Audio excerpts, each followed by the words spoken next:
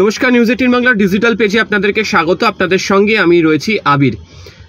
আপনারা জানেন যে গত কয়েকদিন ধরে কলকাতা মেট্রো রেলের ব্লু লাইনে চরম ভোগান্তির মধ্যে দিয়ে যেতে হচ্ছে।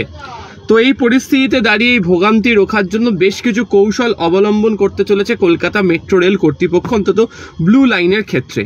যদিও কর্মী সংখ্যার যা অভাব, তাতে এই কৌশল অবলম্বন করে কতটা এগোতে পারা যাবে তা নিয়ে তারা বিস্তর চিন্তায় থাকলেও অনেকেই বলছেন যে ব্লু লাইনের এই সমস্যা মেটানোর জন্য কলকাতা মেট্রোকেই নিজস্ব রাস্তা খুঁজে বার করতে হবে এবং যে প্রক্রিয়া বা পদ্ধতি অবলম্বন করে তাদেরকে এগোতে হবে তার মধ্যে অবশ্যই এমন কিছু সিদ্ধান্ত গ্রহণ করে তাদেরকে থাকতে হবে যাতে কলকাতা মেট্রোয় যাতায়াত করার ক্ষেত্রে সেই সুবিধা গ্রহণ করে তারা চলতে পারেন।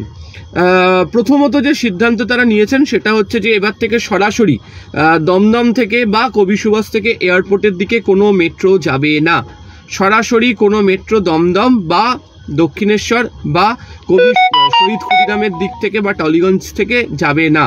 নোয়াপাড়াতেই যে ইন্টারচেঞ্জ পয়েন্ট, সেই ইন্টারচেঞ্জ পয়েন্টটি রাখা হবে।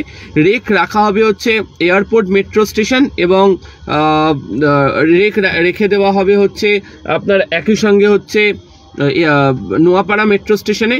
সেখান থেকেই তারা যারা যাত্রীরা এয়ারপোর্ট যাতায়াত করতে চান তাদেরকে সেখান থেকেই যাতায়াত করতে হবে। অর্থাৎ নোয়াপাড়াকে যে এক্সচেঞ্জ পয়েন্ট হিসাবে রাখার কথা বলা হচ্ছিল বারবার প্রথম থেকে, ঠিক সেরকমভাবেই এক্সচেঞ্জ পয়েন্ট হিসাবেই নোয়াপাড়াকে তারা রাখতে চান। পরবর্তী সময়ে তারা সিদ্ধান্ত গ্রহণ করবেন যে এই বিষয় নিয়ে তারা কিভাবে এগোবেন।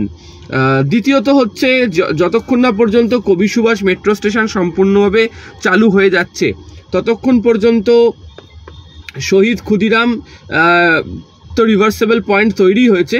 টলিগঞ্জে আমরা জানি যে টালিগঞ্জে যে কারশেড, সেই কারশেডকে পুনরায় ব্যবহারযোগ্য তৈরি করা হচ্ছে এবং পরিষেবা শুরু হওয়ার আগে থেকে দমদমে 3টি আলাদা করে রেক এবং কবি সুভাষে 3টি আলাদা করে রেক রেখে দেওয়া থাকবে।